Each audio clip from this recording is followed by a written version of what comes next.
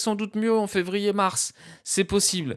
Mais on savait que le début de saison allait être très difficile et on n'a pas assez recruté. C'est pas possible aujourd'hui d'être le Paris Saint-Germain et avoir des joueurs comme on a sur le banc, des Mbaye, des Njantou, des Mayoulou. C'est pas possible ça. C'est pas possible.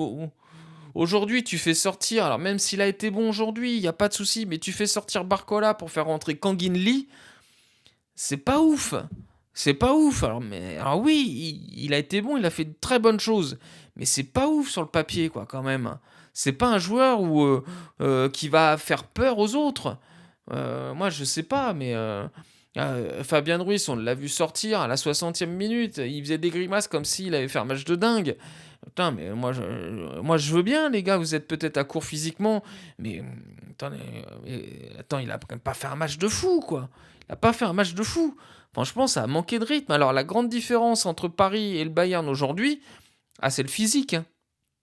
Le Bayern est en avance sur Paris. Ça, c'est une certitude. On aura le physique qu'avait le Bayern ce soir, on l'aura qu'au mois de février.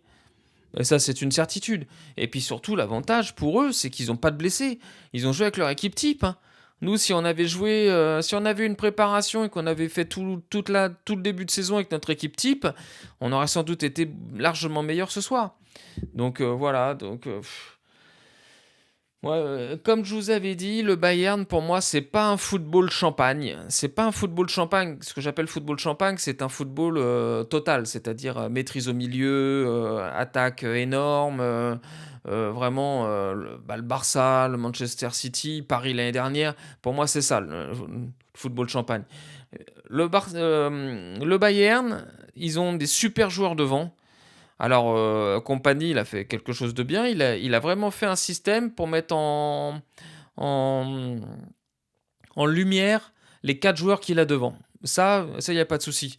Mais Olysée, moi, je veux bien, mais enfin, c'est pas ouf, hein. Il s'est fait éteindre par Nuno Mendes tout le match. C'est pas ouf.